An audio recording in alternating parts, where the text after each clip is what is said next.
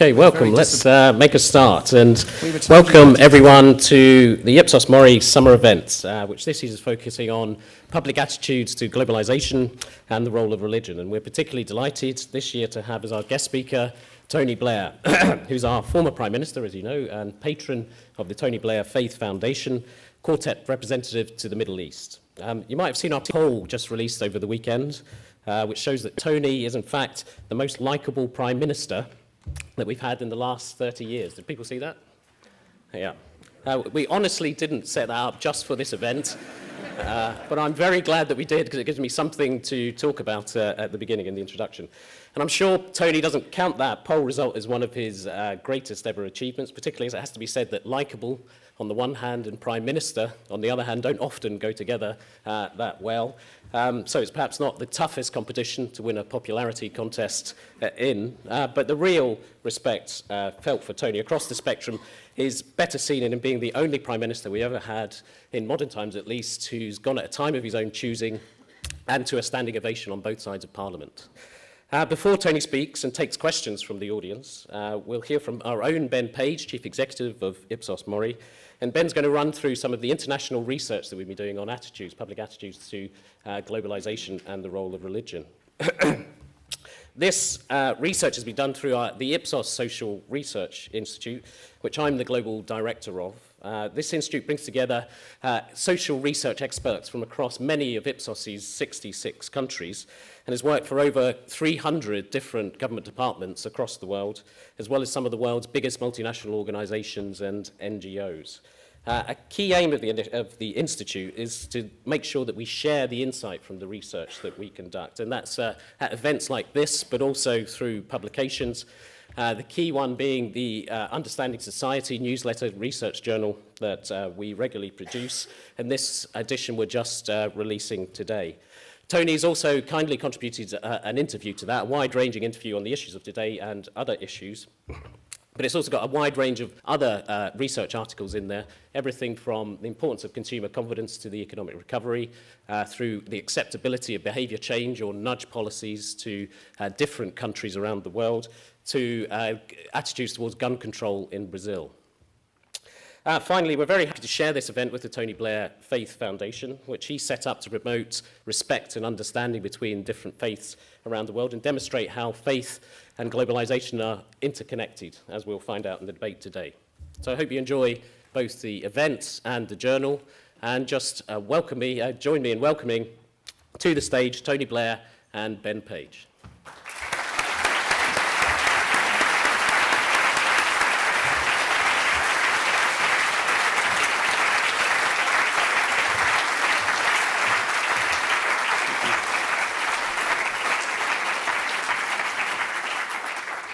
Good evening, everybody. Thank you very much for coming. You'll know, those of you who are seasoned Ipsos Mori event attenders, that no event is complete without a PowerPoint presentation. So it falls to me to get this done quickly so that we can move to the main event, which is a talk from Tony and then some Q&A. But what I've brought together here is a survey of about 18,000 people all over the planet, looking at where they think the economy is going, issues of development and globalisation, and then people's beliefs, because it's certainly something that in this country, I guess you could say about Britain as a whole, I don't know what Tony thinks, but we don't do God here, possibly. So let's see what the evidence shows on that. But first of all, I think it's clear that we don't actually, as a planet, agree on everything. We don't all agree on the benefits of globalisation. It's the reason that living standards in many parts of the world are rising, and yet there are challenges. We don't necessarily all agree over religion, and we certainly don't agree on what governments in different parts of the world, or indeed this one, should always do in response to some of those pressures and changes. So what does the data show? I'm going to give you now just a sort of excerpt from this. We will put it on our website. We will email it to you, so you don't need to write down anything at all. And there is, particularly the work that I'm showing you on religion, is just a tiny excerpt of a much, much larger study that we've done with the Tony Blair Faith Foundation. So first of all, on globalisation, actually most people on the planet will say that it's a good thing, both for them as a person, for their country, and indeed for the world. You've got 81% in the BRICS. But of course, if you look down that chart, you'll see Here in Europe, we're a bit more doubtful. And if you look at individual European countries, as we will in a minute, you'll see that sometimes there are real anxieties about what the long-term implications of a developed world actually will mean for us. So we're sort of in favour in principle, and I think self-interest, we're all human, does matter. This chart just shows on the vertical axis the extent to which GDP has increased in different countries in the last 3 years. And then on the bottom axis, we're going to show you the proportion of people who say that they think globalization is good for their country. And what it shows is a reasonably strong relationship. So you can see that India and China, now this is an internet survey, so those people taking part in India and China are not working in the fields or carrying heavy objects for a living. They are probably those people who are benefiting from it, and you can see that they're pretty positive. But France, and there's plenty of people on the internet in France, so my French colleagues rather more sceptical about globalization. But overall, generally, I think the key point on that chart is the top left-hand corner. There is nowhere in the world that's seen lots and lots of GDP growth and thinks globalization is a bad thing. It doesn't happen. And so generally, they are correlated together.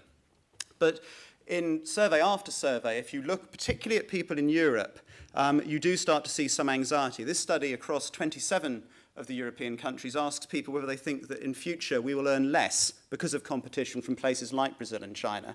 And you can see that in Britain, 65% of us, 73% in Cyprus, 72% in France. Most people are saying, yes, we're actually going to be worse off. And I think we should touch on that. What does that mean for us? We've had a privileged position in the world. We're going to be in a slightly different one. It's obviously different in Lithuania, Romania, Estonia, where you may well benefit from changes in the future. But a lot of people in the Old West and the old EU anxious about the future. And overall, though, in terms of where people's attitudes drop out, what we're showing here again is that same question on the vertical axis, the proportion of people who think that globalization is good for the country, and then on the horizontal axis now, whether or not government should do something. And here, it's quite a mixed picture. You can see the French and the Belgians. We have some French people here in the bottom right-hand side of the chart. So they think lots of government control and not at all keen on globalization compared to, say, Brazil, India and China, where the elites in those countries certainly are positive about it, but also actually want to see more government control. And in terms of some of the news that we hear coming out of those places, of course, real stories about, food, corruption, standards of production, and, of course, of the environment. So, they're actually quite keen on it, but they also welcome globalization. And then on the far left, we've got places like Mexico and Japan who seem to be just happy globalization is quite good, and actually government should just go away. But very mixed views, and certainly no clear correlation on that one. I think what is interesting is this emerging trend that appears to be present in America, where the middle seems to suffer more. We're seeing in most advanced economies a growing gap between the rich and the poor. It can be overblown. It's certainly true that the very wealthy in Britain and in many countries are accelerating away from the rest of society. And there are some signs that people like you, people in this room, you will benefit from globalization. You have a bigger marketplace to take your skills to. You can travel around, and demand for the sorts of skills that people at the top of our economy have are rising. But it's people in the middle, like this truck operator, who may actually be squeezed. And there is some evidence, for example, in this example, I think people doing that job now earn 10% less in real terms than they would have done in 1978. And so what does that mean in the longer term, in terms of as we navigate our way through globalization, through development? When we come to religion, something we don't normally do, we've got 3/4 of these 18,000 people across the world saying that they have a faith or religion. About perhaps 1 person in 5 or so says, no, I'm an atheist. But overall, it's that. And of course, this is people on the internet. There's a £5 donation to charity for all phones that go off during this. And those people who say they have faith, which is most people, say it really matters to them.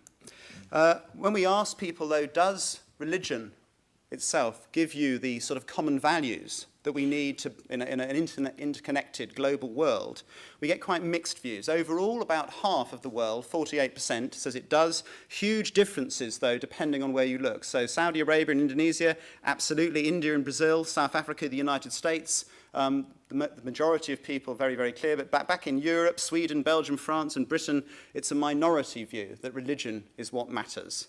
And I think that's one of the things that we're here to debate this evening.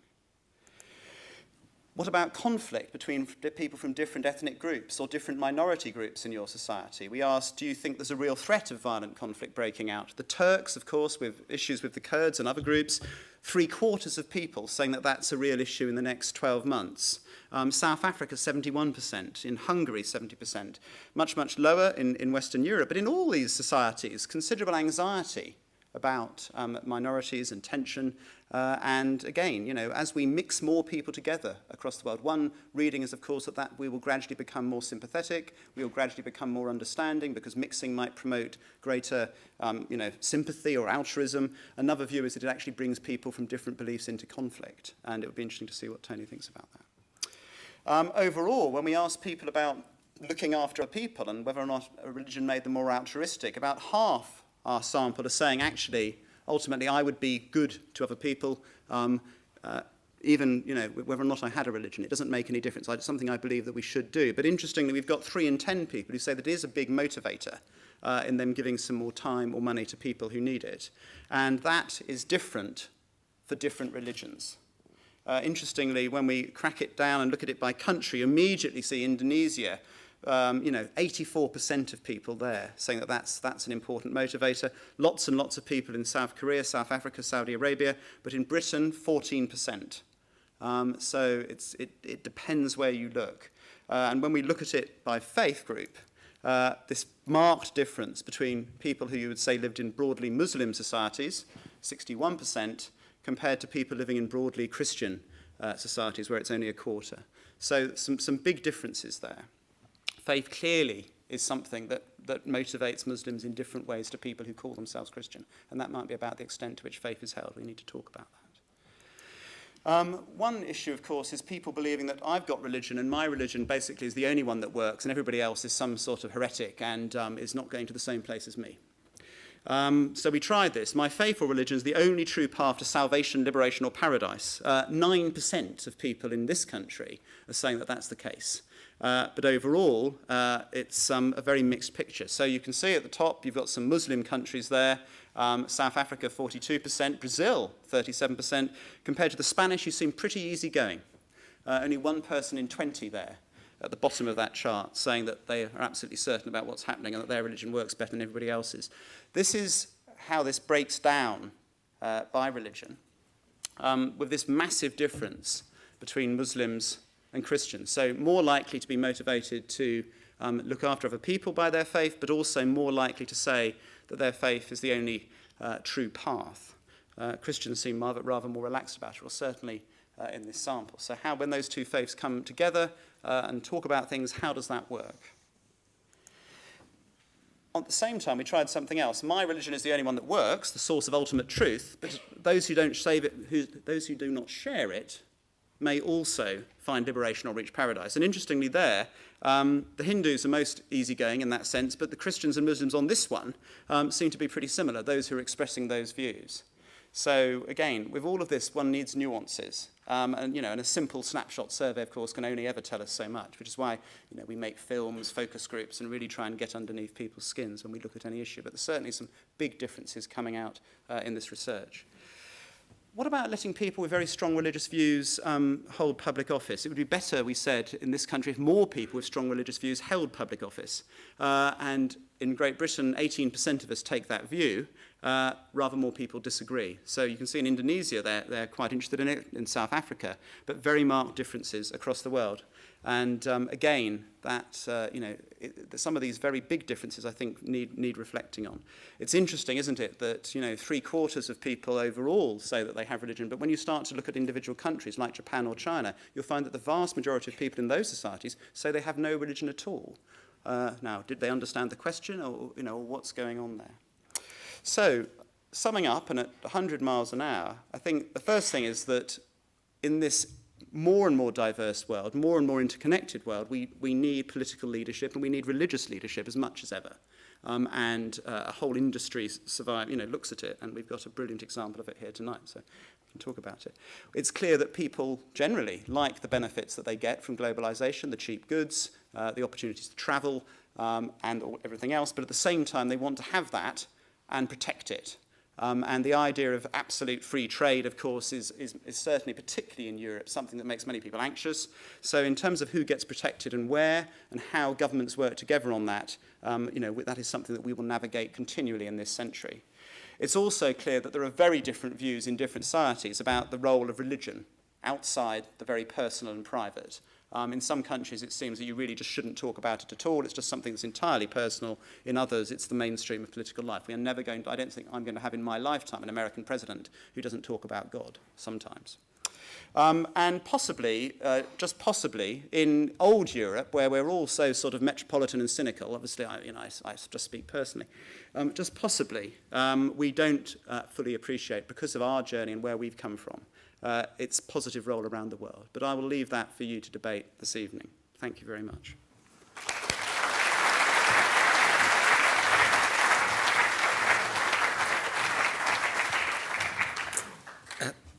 Thank you very much indeed, Ben. Good evening, everyone. It's a great pleasure to be with you at the British Museum, and thank you all very much indeed for coming. So I'm going to speak pretty briefly, actually, and then we'll get a chance to have an interaction and debate. I'd like to thank Ben and all his colleagues for having done this work here. I remember Ben when he was just a simple, ordinary type of person.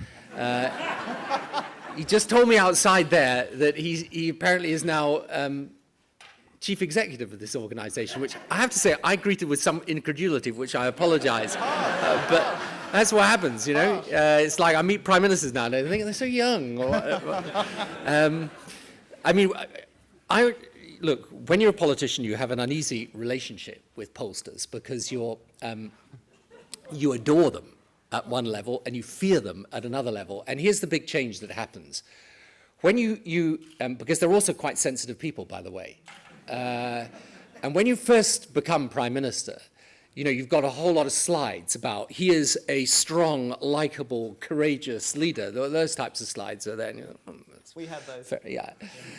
Then you find as things go on until you come to the end of your time and the slides sort of seem to get less, frankly. And you say, were those slides about what people think of you as a leader? I don't know, Prime Minister. I think we've mislaid that one. It's a bit of around. So they try and do their best, but there's no hiding the fact that things change. It's a very great pleasure as well to have so many distinguished people here. I hope you don't mind if I say a particular hello to Bob Worcester, who's here and who is the doyen of polling in this country and beyond, and of course, the Bishop of London, and Didier Trichet. Yeah. In fact, I have to say to you, when I first was told that Trichet is coming to this event this evening, I thought, my God, this Greek sovereign debt crisis got really serious. Then I need to know, how religious are we? But anyway, it's another Trichet, but it's Trichet we're delighted to have here, so thank you. Now, first of all, what does this show to us? It shows that, well, it shows some very obvious things. Religion is important. It shows that it's probably more important to those of the religion of Islam, but it's nonetheless important actually to Christians and Hindus as well. Young people are still religious. That is one of the other things from this. And again, amongst young Muslims, perhaps more so, but even so, it is interesting that across the age range, it is not the case that you have a very large numbers of people over the age of 50 who are religious, and then very small numbers under the age of 30. People are divided on the religious truth claims. How prevalent are they within each religion? Now, and again, they're divided by religion. But what is interesting is that the numbers actually within all religions, more so again within Islam, but even so, even within Islam, there are significant numbers of people who are prepared to accept that there is more than one potential path to salvation. And whereas there are some people, I think roughly a third, that don't mix with those of a different religious persuasion, nonetheless, there are a lot that do. And although we haven't got the polling evidence to show this, I suspect that that is greatly increased in the past generation. So you've got a situation where religion is important and people are mixing far more together. What is interesting about globalization is that although people have different reactions to it, nonetheless, particularly amongst these emerging countries, people actually do see globalization as a positive force. I think what is interesting about that is that globalization, as I'm often saying to people, is a force driven not by governments, actually. It's driven by people and by technology. And the world is coming together. If you take the City of London, you compare London today with London 30, 40 years ago, there is a huge mixing of people of different faiths and cultures and races and colours. So this concept of a world in which both religion matters and globalization is pushing people of different faith together, I think lies at the heart of this presentation. There is, however, at the same time, and I can't recall actually whether this came out distinctly in Ben's presentation, there is also an anxiety about the potential for religious division and conflict. That was certainly one of the slides that we had. But also that even though there are people who fear that potential for religious division or conflict, nonetheless, there is also a sense in which significant numbers of people within each faith are prepared to contemplate and be open to those of a different faith. And most people prefer to separate political decision-making from religion, although that again varies from country to country. And the interesting thing there is not, I think, that people don't want political leaders necessarily who have faith, because they can accept that, but they are very clear that in the end, and I think this is intrinsic certainly to the concept of democracy, that when you govern for all the people and not simply for those of your own faith. Now, those are the facts. What conclusions do we draw from them? Well, the first is that religion matters. I mean, one of the strange things when I started my foundation is that, you know, most people outside of politics thought it slightly odd for me to do this. I mean, they thought a lot of the things I did were odd, but this particularly, they found it strange that I, as a former political leader, should want to start an organization about faith. The interesting thing is every single political leader, still in office or out of it, that I've talked to, gets this immediately.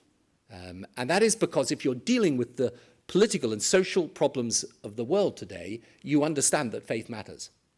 And I think I would put it as strongly as this, which is to say, you actually cannot understand the modern world without understanding the political, social, even economic impact of faith. It has a huge driving impact on how people lead their lives and how they see the world, on how they react to events, and on how they are prepared to shape events by what they think and what they do. So the first thing is that religion matters. The second is that there is a concern that it has the potential to divide. That is for sure.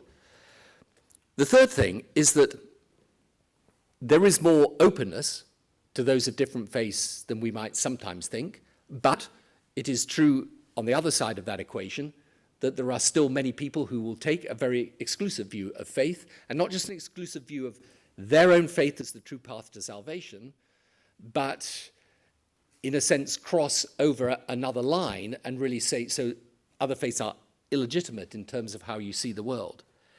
And what conclusion I draw from all of this is when we come to look at religion and its place in the modern world, you have to study it and you shouldn't stereotype it.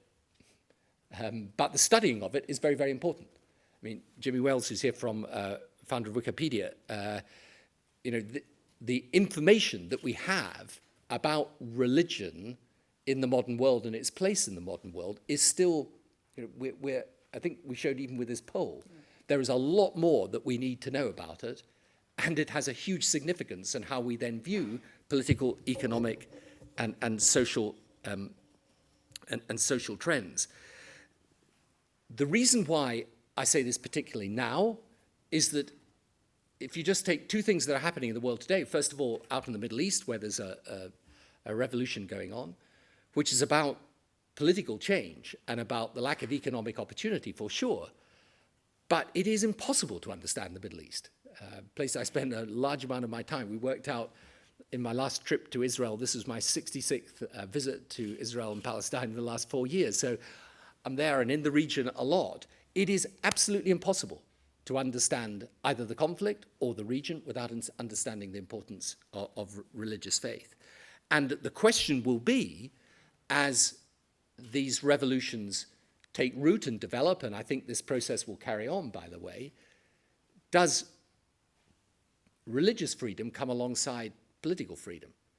In other words, do people understand that democracy is not just about the freedom to vote in a government according to the will of the majority, but it's also about other concepts of freedom, freedom of media, freedom of expression, freedom of belief, freedom of religion.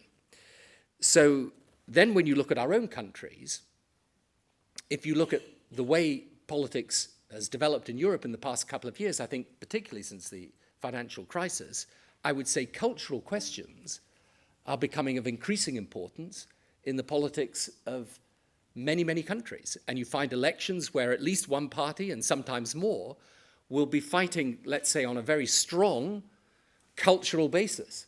And let us also say, winning support in ways that they have not now. So whether it's, take recent examples in France or Sweden, or if you take any of the Benelux countries, this is now a huge question. So into this, my foundation sits, which is a foundation dedicated to try to encourage respect and understanding between the faiths. We do this in a programmatic way, so we have a university program that started in Yale in the United States, but is now in a group of 9 universities around the world, with associate universities soon to join. We have a schools program, which is in about 18, I think, countries in different parts of the world, including interesting places like Pakistan and Egypt and Jordan, as well as, obviously, America, Canada, UK, and so on. And then we have an action program where we essentially are trying to mobilize people of religious faith and the religious infrastructure in support of the anti-malaria campaign of the United Nations. Now, the point is, what we're learning through this process, and the foundation is building up now the whole time, and has become quite a large organization headed by Ruth Turner, my chief executive, who's here. What we're learning is there is a tremendous desire for knowledge about different faiths, and for people, whilst keeping absolutely true to their own faith, for understanding more about and working with those of a different faith. And this is the one thing, to conclude on this point, that gives me hope out of all this. Because I think for too long, political commentators and leaders have ignored the importance of religious faith. I think it's there, it's a fact, it matters, it has to be dealt with and analysed. I do think that there are, yes, causes and even perceivable trends that lead you to feel that religion is a source of conflict. But there is also great hope, I think, at the same time, that there is another strain of religious belief that is about compassion, about a strong belief in social justice and solidarity and the equality of every human being, and which gives you hope for the future. And my belief is this, that the 21st century is very unlikely to see a conflict of fundamental political ideology. I think that is probably, you can't say this for certain, but probably a 20th century phenomenon. I think the great isms that battled it out in ideological terms in politics have probably been left behind us, thankfully, in many ways. But I think it is perfectly possible. Indeed, I think we are witnessing examples of fundamental cultural or religious ideological clashes, which, if they are not studied, understood, and dealt with, are going to cause very great problems for our world, and possibly deepen the possibility of major conflict happening. And whereas, I used to have this conversation frequently with people about Northern Ireland when I was dealing with the Northern Ireland peace process, I have the same conversation today out in the Holy Land. And people, particularly people in politics in my own profession, I have to say, will always tell you, it's not really about religion, and you say to them, well, it's a pity, because those engaged in it think it's got something to do with it. And the fact is, you cannot understand or deal with these unless you deal with the religious dimension as well as merely the political, social, or economic consequences of that religious dimension. And it's getting to the heart of that and understanding it that this exercise that we did with Ipsos Mori was all about. I thank them very, very much indeed for doing it.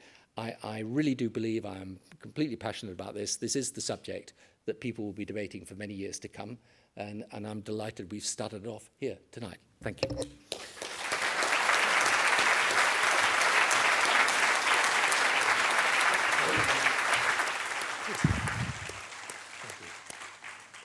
Okay, we now have plenty of time for questions from the floor.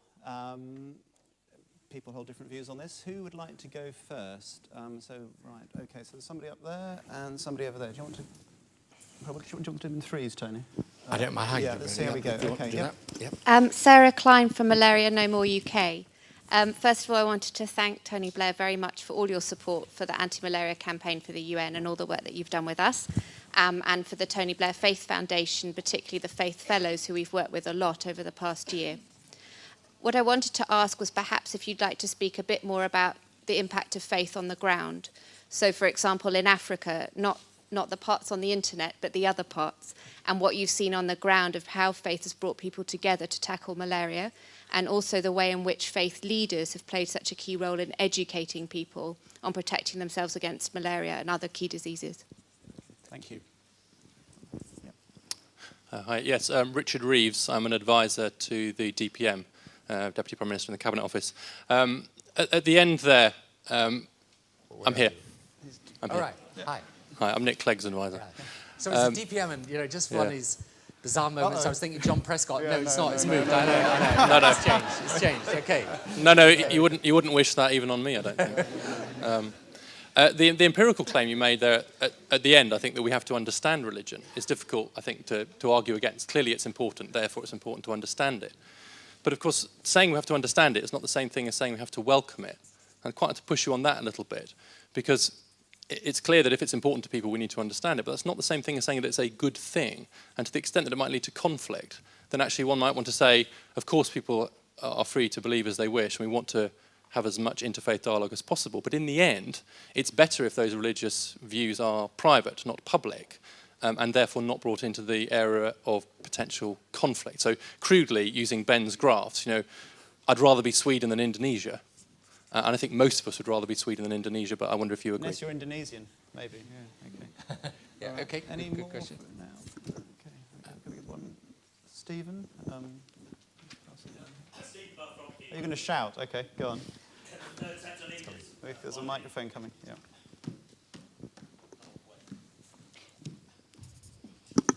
Sorry, Ben. Stephen Bubb from Akivo, the Third Sector Leaders Body. In this country, we have a huge tradition of faith organisations, churches and charities working together, and you could argue civil society is inextricably linked to the role that faith organisations play. And if you want a vibrant democracy, I believe you need a strong civil society. So as far as I'm concerned, you might not do God in politics, but certainly we do God in civil society, and that's what makes us so strong, makes our democracy so strong. Thank you. First of all, Sarah, I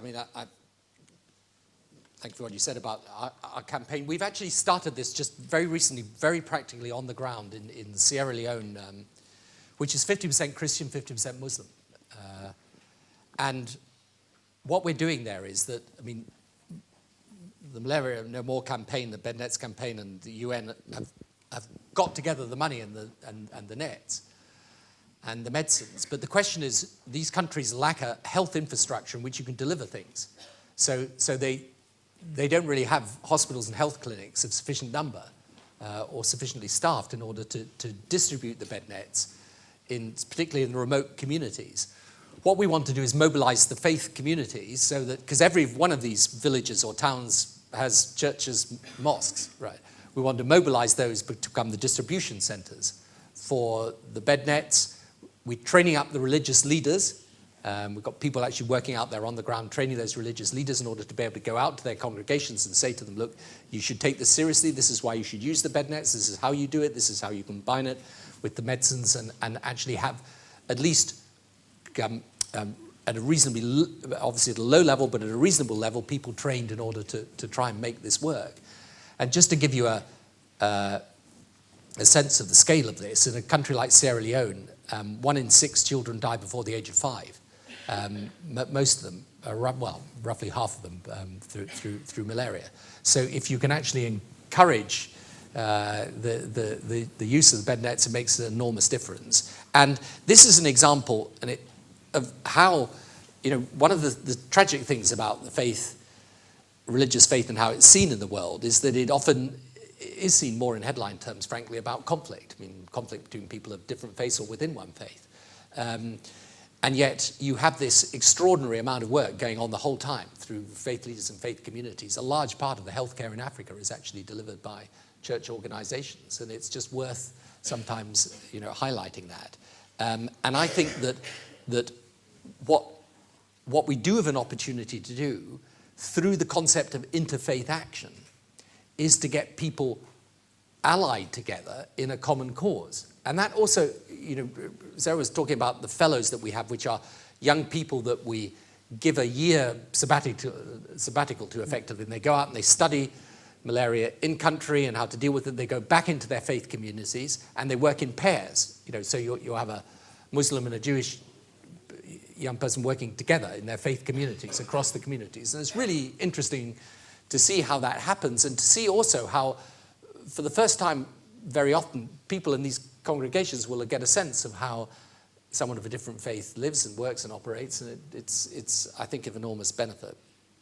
I mean, is it Richard Rees, was it? Yeah. The advisor to the present Deputy Prime Minister. Look, this is the tough thing. I mean, I suppose the way I'd answer it is to say, first of all, it's not going to happen, in a way, that people of religious faith stay out of the public space, because in the end they believe what they believe in part because of their faith. Now, I should put this in context for people, because I was always, I'm a practicing Christian, but people were always wanting to get me to say that, whatever decisions I took, whether it was Iraq or Afghanistan or anything else, was because of religious faith and so on. I used to say to people, look, the problem, if you are someone of faith, it matters a lot to you. It defines your life. On the other hand, I can't go off and pray and ask God what the minimum wage should be next year because he didn't tell me. It's unfortunate, because it would be a lot easier if he did. You could go to Parliament and say, look, let's not argue about this, guys. Come on. We have a higher authority here, but that doesn't happen. So, but on the other hand, people who are out campaigning, for example, let's say we trebled aid when we were in government, very rightly and properly being kept on by the new government. That's something that happened as a part of a civic society campaign, which people of faith were very demonstrable. And by the way, were there because of their faith. Now, that's not to say, and I always say this to friends of mine, and I have many who aren't of religious faith, who say, well, but you can be kind-hearted without being religious. You can. But for some people, that is what motivates them to do good. And it's important that we recognize it. Now, should you then try and keep them out of the public sphere on the basis that they can, they sometimes make demands on political leaders they shouldn't make? Well, I mean, I know this very well from my own experience as someone of the Catholic Church who will not always agree with aspects of the policy of the church. And I always used to say to people, I think religious people have the right to express their view, and I think they have the right to express it as a result of their faith. What they don't have the right to do is to impose it on everyone else. Right? And I think provided you keep that, that is the rubric I would have in place. So, and I think anything else, by the way, is quite dangerous, because otherwise you give people of religious faith the notion that somehow they're not entitled to express, what they think for the reasons they think it. But I think that's the right dividing line to me. And I think so I think it's important that we study it and we understand it, and we say people of faith have the same right as everyone else has to express their convictions in the way that they want, but in the end, there's got to be some, in a democracy, some sense of give and take, and some sense of a reasonable way to express it. In the teaching I did at Yale, we went into this a lot with the theory of John Rawls and so on. And, apart from learning how much cleverer all the students were than I was, I mean, I wasn't sure that we ever quite resolved this issue, but I think there is a common sense way of resolving it, which is along the lines I've suggested. And finally, just to say, well, obviously I agree with what Stephen is saying about the third sector and civic society. You know, there are, these organizations do fantastic good, and they do it, you know, heavily motivated by their faith, and they're a great part of a civic society. I should, by the way, explain about this doing God or not doing God business. Yeah, I was going to ask. Well, it's just, I mean, it was a sort of Alistarism, really. Yeah. But yeah. it was basically because the first thing that happened to me when I became Labour leader was that, because I am someone of religious faith, I agreed to do an interview with the paper, and Alistair said, don't do it. And I said, well, why not? And he said, because if you do an interview about your Christianity, they will headline you saying, if you're a proper Christian, you've got to vote Labour. And I said, well, I'm going to take care of that, because I'm going to say to the journalist concerned that that is not what I mean. So I do the interview. I said to the journalist, now, first of all, I want to make one thing clear. I am not saying that to be a proper Christian, you've got to vote Labour. Yeah. Headline. Blair says, vote Labour if you're a Christian. So he said, no, we don't do God, just get that clear. But and later, I remember when I was Prime Minister, I wanted to do I actually, when I was doing a broadcast to the country about something, I actually wanted, because in America, you know, the American president, they finished it, God bless America, right? So I had the possibly unwise idea of saying, well, I should finish this broadcast by saying, God bless Britain. You got no idea what commotion this caused. I mean, it's unbelievable. So anyway, I think they convened some special committee of inquiry in the civil service. And so I was sitting around the table, and I remember having this conversation, saying, well, why can't I say that? You know, but surely God does bless Britain. And they were all shaking their heads, and finally one said to them, this is not America, you know. Right, okay. So anyway, we dropped that idea. Okay. We've got three more there. Can I just on one point, and it sort of follows on from Richard's point, but you say in your autobiography, we've become too apologetic, too feeble, too inhibited, too imbued with doubt, talking about the Western way of life, or our way of life, and how we engage with the rest of the world, the need to be confident, as you put it in there with China. And I'm just looking at, you know, we want interfaith understanding, but at the same time to be confident about our own way of life, and in a way promoting a more, as some people would see it, a secular, relatively secular West. Yeah, but I think the question is, how does religion fit into this? Because I think if there is a big political divide today, so our answer is very briefly, it is between what I would call the open-minded and the closed-minded. I mean, what globalization does is it poses people with a choice, which is, are you open to these forces of globalization? Do you think, you know, to put it very bluntly and crudely, do you think that the influx of immigrants from abroad, is that something that, you know, okay, you want proper controls and so on, but do you actually think that enriches a country, or do you think, oh, this is... You know? Now, my view is that, I mean, I'm on the open-minded side, right? I think that the fact that globalization is pushing people together, different parts of the world, I think is a good thing.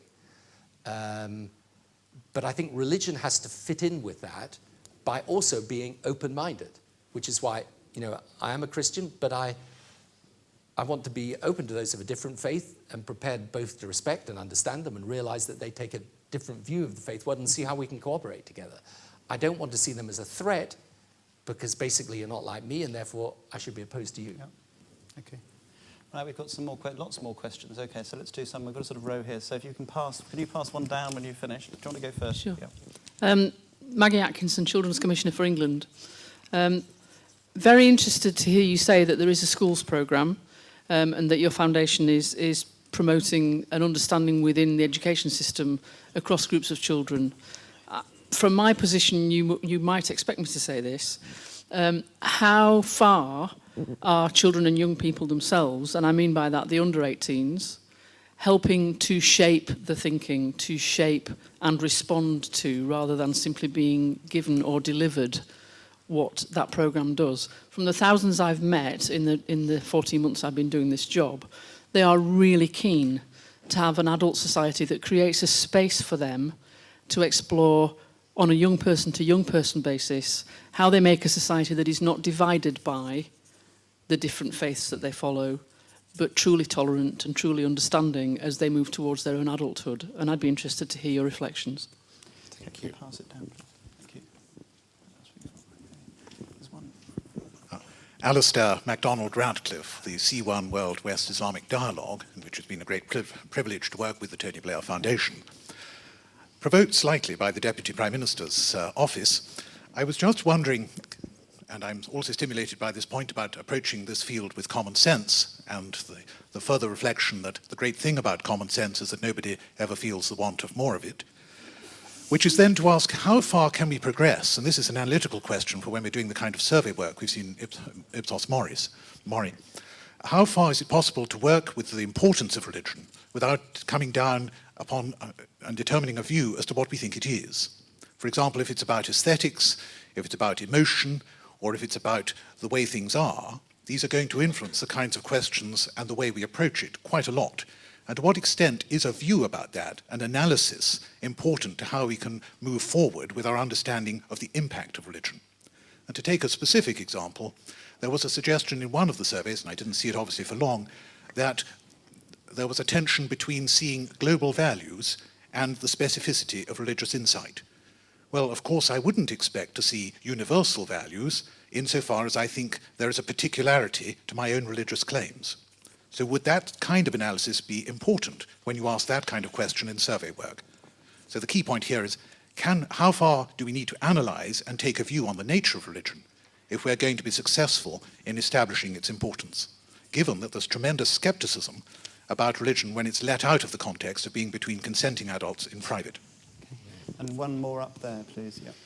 Hi, it's David Halpern, now back in number 10. I've got a kind of interesting... Hi, Tony. David. Hi. I remember you. Yeah, it's Misha. The kind of data on religion now in both sides of the Atlantic is that it looks like people who are religious seem to be nicer on lots of dimensions. So they give more not only to religious groups, they give more to other kinds of groups, etc. They also seem to be happier, etc. So there's good news for the seculars is that you don't have to be religious. Actually, what the key variable seems to be being a part of a religious community. So if you just go along with your partner and you're not religious, it works just fine. The bad news is that to date we've identified no other grouping. No other, it doesn't matter if you're in a green environmental group or whatever, it doesn't seem to have the same positive effects. So I guess the question is for those who want to think, well, how can you have a secular model that does some of the nice stuff? What is the magic ingredient, if you have a view on it, and is there a chance that a secular society will find ways of replicating the nice aspects that seem to happen inside religious groups? Okay. Yeah, it's a pretty big existential question. I'm glad they're asking those in Downing Street nowadays.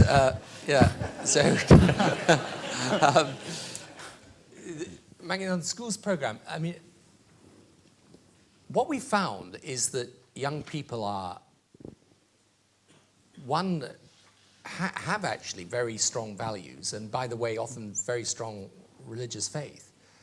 And one of the mistakes, I think, that we can easily make, particularly from, as it were, my generation, that grew up essentially with the notion that as society prospered, there would be less religion, is that actually religious faith is alive and well and kicking.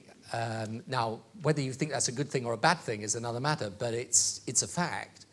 And I think for the young people, particularly in their formative time, it's really interesting for them to have an encounter with people of different faiths where they can explore their own faith and talk about it. And we find in our schools program that contrary to the concerns of some parents, by the way, which is that by having an exchange with someone of a different faith, you lose the strength of your own faith, we find exactly the opposite.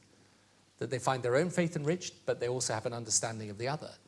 And it's fascinating to hear these conversations between kids in America and kids in Pakistan or kids in India and kids in Palestine or whatever. It's a really, never mind within a country, it's really interesting to hear them just explore what they believe and how they can then get a sense of the undivided society that most of them want to see come about. But, you know, we have tended, I think, for a long time to think that, you know, I thought one of the most interesting things out of Ben's work was that religious faith is there in every age group, and it's not tailing off amongst younger people. So it's quite important. Because I think that then leads to the next two questions, Alistair's and David, which is about what is the nature of religious faith? And also, is it possible to keep the good things and get rid of the bad things, as it were, in relation to faith? And, I mean, I would say that the nature of religious faith is obviously at one level to do with exclusive truth claims about particular faiths. At another level, I think it's very simple, which is about the belief that there is a higher and spiritual power of some description. And one of the things that I would like to do in further polling is to look at the nuances. I think, you know, you've really got to understand this and what's going on with people and their view about religion, about God, about, you know, how they perceive. Also, the difference maybe between how they perceive the doctrines of their religion and what they actually think about things. Because one of the interesting things was, by the way, 25% of people in Saudi Arabia saying that they were open to other people having a different path to salvation, which I thought was quite interesting. Given, you know, it's a pretty monocultural society in that sense. Now, you see, I think that the fascinating thing then is, well, you know, is there a sort of, well, I was going to say holy grail, it's the wrong thing to say, really, isn't it? But I was going to say, is there an objective which is to kind of keep that strength that comes from religious faith of, you know, shared values and belief in solidarity and so on, and get rid of the you know, more divisive or sectarian elements? Now, I personally think interfaith is the way to do this. But I think we should be very clear what it will and it won't do. It will not displace people having their own strong faith views. It will not displace exclusive truth claims about those faiths. And it will not stop those people from wanting to express themselves through their faith. But it can lead to a situation, I think, where people understand that someone comes from a different perspective. And once you understand the other, you're less likely to see that other person as an enemy. But there's something else that's really important that's been pointed out to me by several people engaged in this work, particularly out in the Middle East, who say to me, the important thing about interfaith is that what many people who have an extreme view of religion want to claim is that they are somehow victimized or set upon or targeted by those of a different faith. And by the way, this is not simply referable to feelings within Islam. You can see this in parts of the Christian community, the Jewish community, certainly Hindus and others. Right. The thing about interfaith is it's very hard to make the case to your own people in your own faith that you are being disrespected if people are offering you a dialogue. If people are saying, well, we want to talk to you and learn about your faith and learn to live with you. So that's why I think the magic ingredient actually, I think, is this type of action and understanding and dialogue. And, you know, this is just a personal view, and many wouldn't share it. And by the way, I think it's valid to study religion irrespective of whether you're religious or not, because of its importance. But I personally think that faith does add something different and important and probably not transferable in that way. That's my view. But I mean, you know, a lot of people would disagree with me about it. But I think it's something, there is at least, I would say, in spirituality, something that is definably different, that lends to a different type of feeling about the world and about your own place in it. And can we scale interfaith enough to make a difference? Because there's lots of examples, but there's billions of people. Yeah, but this is just beginning. This is an idea that's just beginning. And, you know, when I talked to Rick Levin, who's the president at Yale, when he first began this, he said, look, to me this is like behavioral economics. Okay. When he said, when I was first doing this 30, 40 years ago, it was just an idea, then became an academic discipline. Now it's, you know. Okay. And I think, you know, this is, the reason I'm doing this is because this is born out of my politics, because I look at the world today and I see how important it is. By the way, it's not just important in relation to the Middle East. Give me another area in which I think it's really important. As China develops and becomes the world's biggest, most important nation, which I think, you know, at some point it's got to happen. I mean, I think just looking at it, well, at least it's going to be a very important country.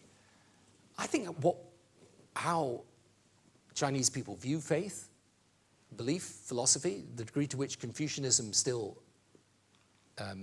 is embedded in Chinese society, how it influences it, it's really important to understand. You don't understand that, we may be missing something very important. And although I'm a believer in globalization, I don't want globalization without values. I want globalization to have values. And so I think that's why it is important.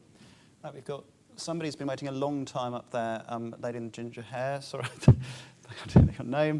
Do you want to go first? Yeah, can you pass them? Somebody's going to run around and pass you the mic, and then we've got lots more questions on this side of the room. We need more questions on this side of the room. Okay, somebody there.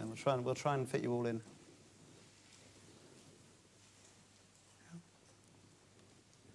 I'm Abigail Fryman, The Tablet. Well, firstly, I guess it's interesting that the questioning focuses on these exclusive truth claims, which are obviously quite integral to both Islam and Christianity particularly. Would you say in terms of social cohesion that exclusive truth claims are basically sort of problematic? And just secondly, with it, you know, there's obviously a lot of emphasis on young people and educating them about religion, but we hear only last week that because of the exclusion from RE in the new EBAC, a lot of schools now in Britain are dropping RE because it's no longer a core subject. So again, do you see that as potentially problematic? Okay, where else have we got? One more then. Somebody up there, has got the microphone near? Yeah. Oh, sorry, and one here. Okay, sorry. Go on. Alistair Redfern. I'm a bishop in the Church of England. You use words like dialogue, study, openness. So I wonder if you're sharing with us partly your faith as a politician in what, in a prated way, one would call liberal democracy, an open, mature, listening, engaging society.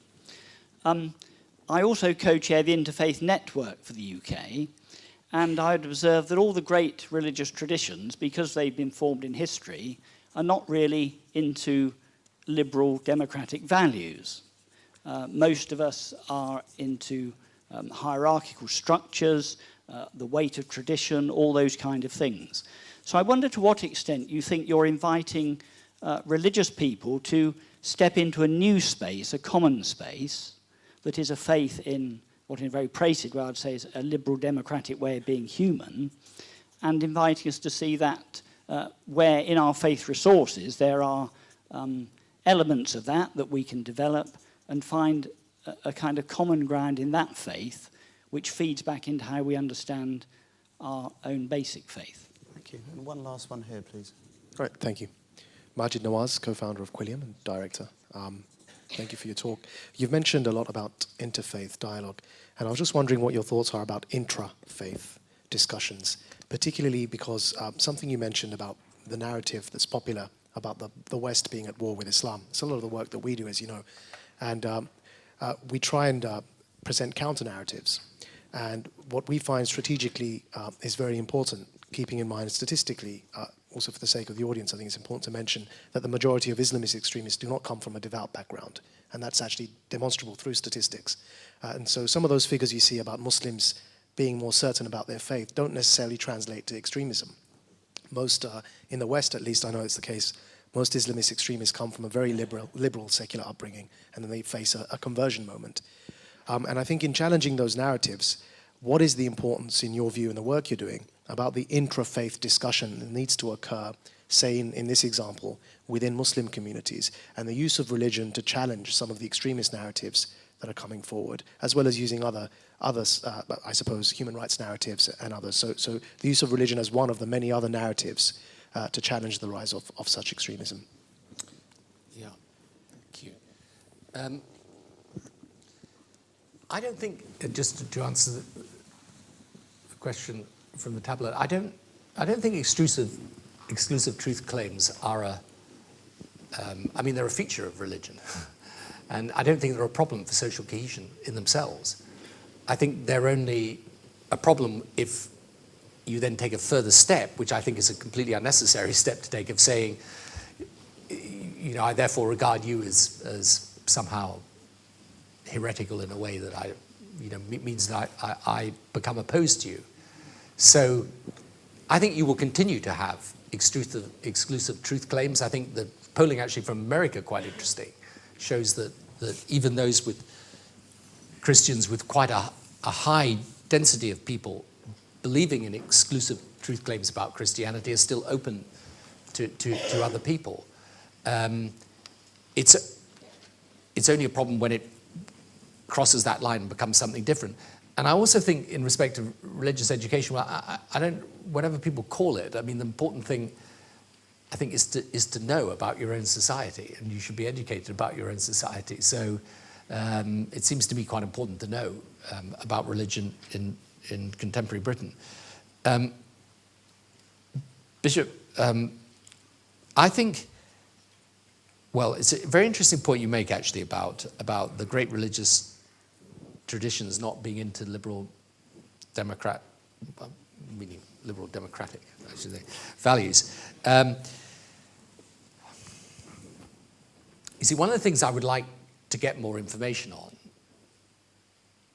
is the degree to which, the religious leaders feel like that, because I suspect a lot of them don't feel like that actually they are prepared to be perfectly tolerant and open towards others, and be their congregations.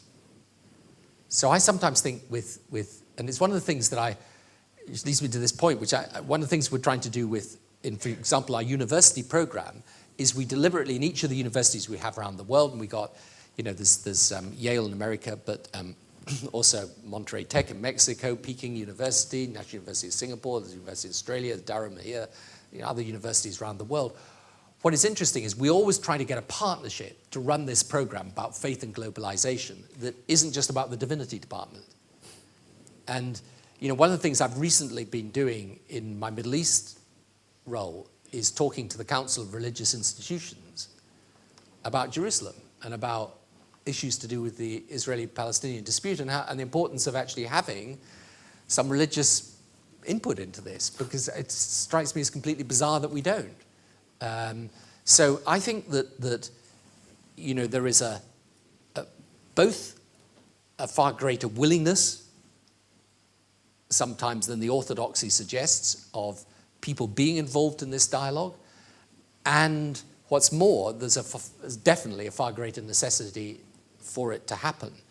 And whatever the weight of tradition, the reality of the way people live, and you think of your average, the vicars under you, the priests, in their local communities, I mean, I think they're probably more in touch with the grassroots in many circumstances than your average politician. So, and Alistair whose question came earlier, is involved in the Common Word, which is an attempt, which I also think is important, to provide a theological justification for this interfaith dialogue. So I think there's a lot that we can do here and that we should do. I mean, I think the point that Majid was making about intra-faith, I mean, we do look at this. We've tended to concentrate on interfaith, but I mean, you're right. There's obviously Shia, Sunni, Protestant, Catholic, and so on, and actually a gap that there is between more reform-minded and conservative-minded in each religion. I think probably what we would do is try to establish a narrative that allows people to return to the thing that most motivates them in their lives about their faith, because I think that is the way you overcome these divisions, whether intra or interfaith. I mean, if you take anybody in this room who, for example, is a Christian, and you say to them, what is it your faith means to you? I bet that they talk less about doctrine and they talk more about the values and the way that they lead their lives. And I think this is what's important. And again, I think there's probably a far greater willingness on behalf of the broad mass of people to be engaged with each other than sometimes what they can be provoked to do or led to do when violence or sectarianism comes about within a faith or between faiths.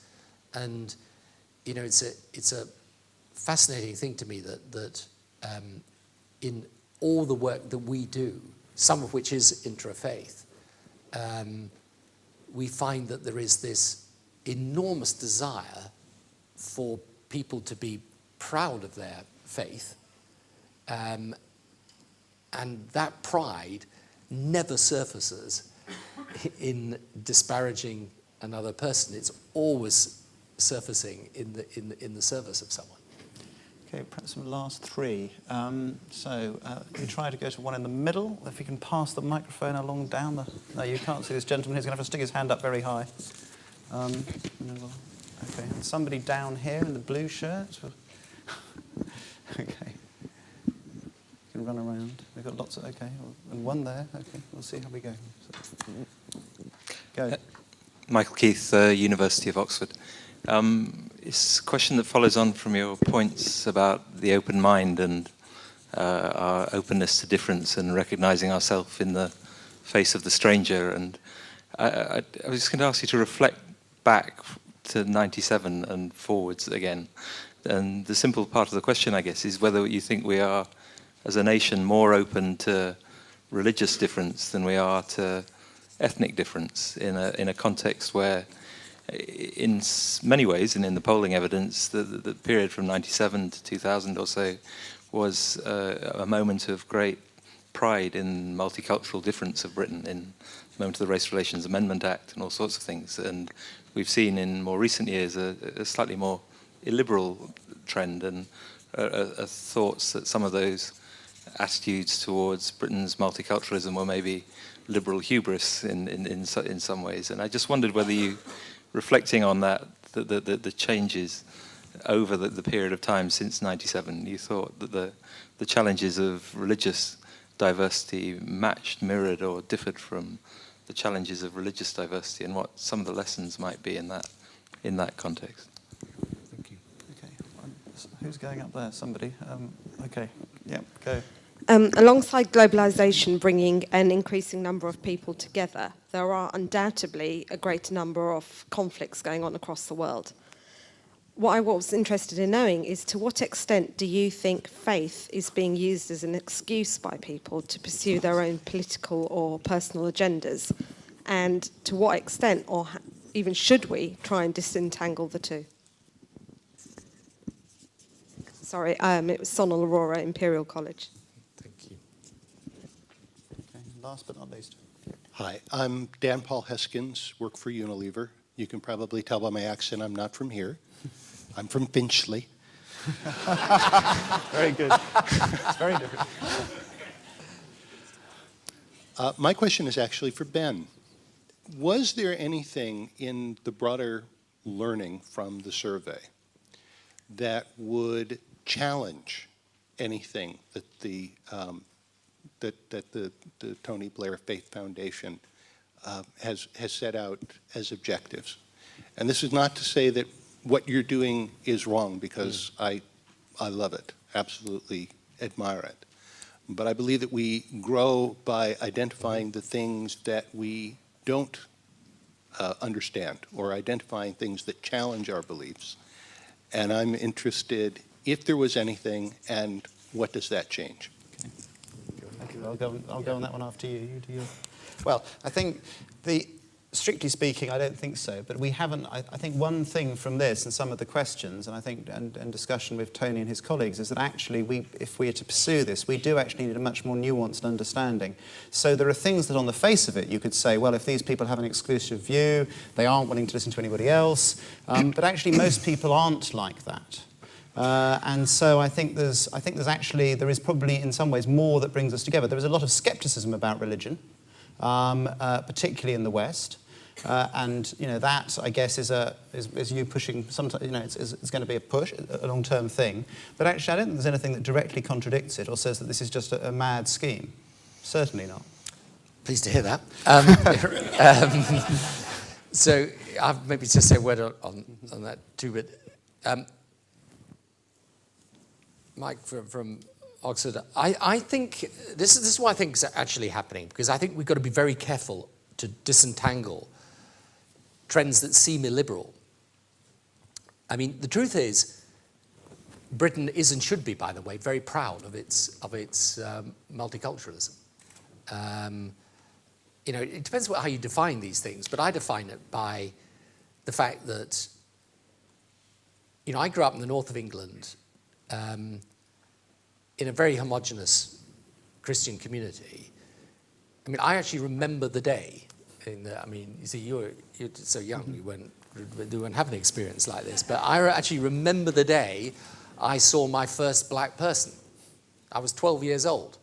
I'd literally never met anyone of a different colour from me. And then I look at my 11-year-old now, and when he has his friends around for his birthday, he will have, at least 4 different faiths at his birthday party. Now, that is the way the world is today. And by the way, I love that. Okay, and I think it's a real shame if I think it would be just disastrous if we ever turn our backs on what is the way the world is developing, and it's right. Now, the difficulty is this, that obviously post the year 2000, you had then September the 11th, everything that followed on from that. You've obviously got a far greater, if you think any person in this room, for good or for bad, what you know about, if you're not Muslim, and what you know about Islam today and what you knew back then, you probably know a lot more today, right?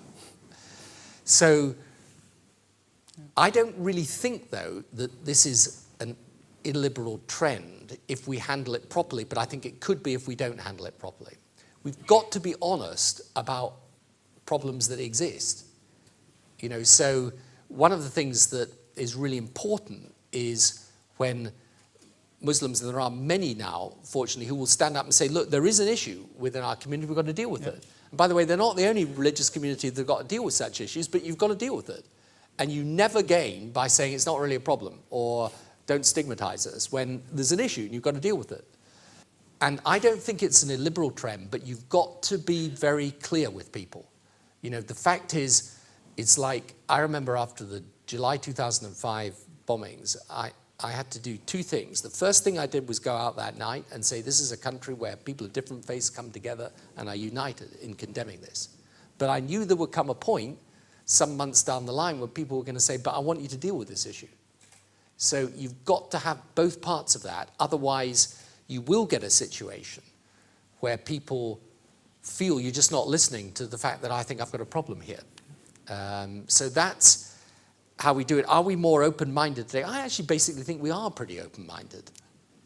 I think we're less, look, for someone who grew up in the 1960s and 1970s, believe me, all you people, we are a lot more liberal-minded. There are a whole set of things, and, you've got a black president of the United States. Life has changed, and I think it's great that it has, by the way.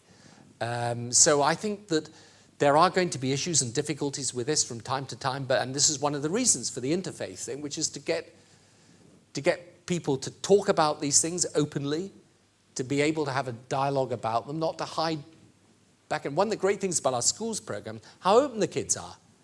So some of the kids will say, but you want to kill us all, so why is that? And because I don't. It's not my religion. I said, but isn't it? I thought it was. That's one of the reasons why you need this type of dialogue, why it's so important. And I mean, I think, to answer the question from Imperial College, yeah, faith, of course it's used as an excuse. But here's the thing that I've come to conclude as a politician, actually, rather than anything to do with my faith, which is, yes, undoubtedly, you will get people who use religion for bad ends. The answer, unfortunately, cannot be to say, God, if you could only stop them being religious, it would be all right.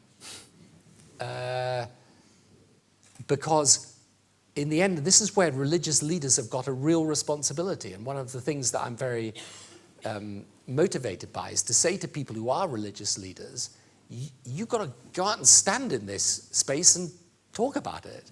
You know, because if you actually believe that your religion impels you to commit violence against another, it's not enough for a political or secular leader to say that's a really bad thing to do.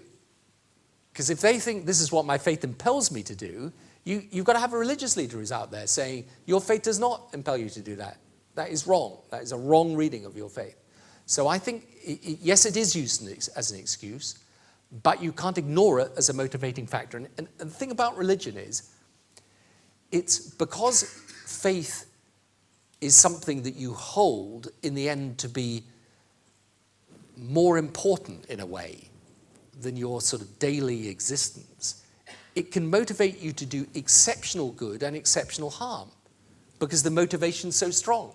So it can motivate you to put yourself in the firing line for somebody else and motivate you to do that extraordinary act of selfless sacrifice, and indeed work in some of the religious people of religious faith do in Africa. They will be working in communities where some of them will die as a result of working in those communities. They do it, right? And then you've got the other side of it. So yes, it's an excuse, but we're not going to stop it being an excuse unless we tackle this theologically and religiously as well as simply politically and in a secular fashion. And finally, to Unilever from Finchley.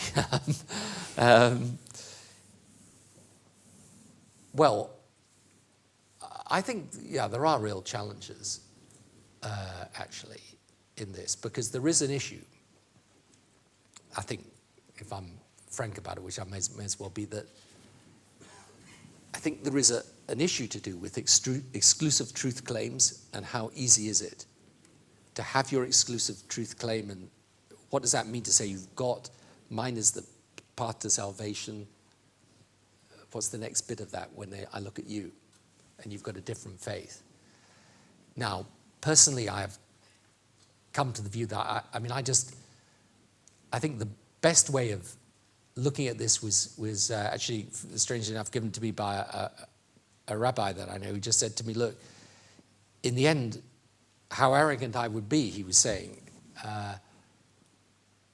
to believe that I so understood God's will that I was able to determine what the right relationship was between what I believe and whether you of a different belief, you know, have salvation or have validity in that belief or not. And I think it's, you know, I find it hard to believe that someone who was, say, brought up in a Hindu village in India and never went outside the village but did great work is somehow condemned. I find that, you know, irrationally consistent with my view of faith. So I find this the most difficult thing. To what degree can you engage in this dialogue? When I did my course at Yale, the first question that someone asked me actually was, but how do I respect you of a different faith from me if I believe mine is the only true path to salvation? It's a difficult question. I still think this is kind of work in progress, this question. But the final thing I would say, and to thank you all very much indeed for coming this evening, is that we need to know a lot more about what people think. And I guess the first base for my foundation, which has now expanded exponentially in the last 2 or 3 years under Ruth's brilliant leadership, by the way, but it's, you know, there is so much more that we've got to know about this. And this is a huge study for understanding the modern world.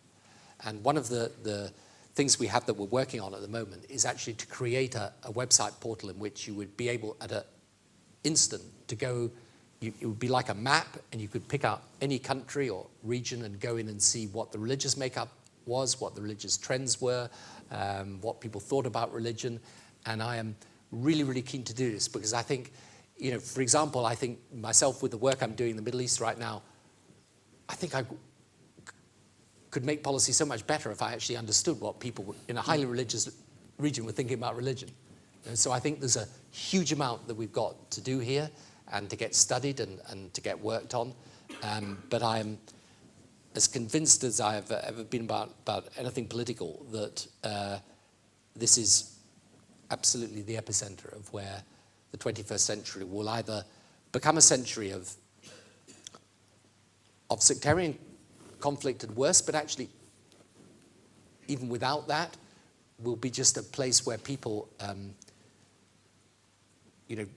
do not have a sense of strong guiding values, or alternatively, you'll have a 21st century in which people recognize the value of globalization, but think we should be the masters of it, not the servants of it. And for that, I happen to think religious faith, is not got a soul or exclusive rights to play a part, but should and can play a part for the good. Thank you very much. Thank you. Tony Blair.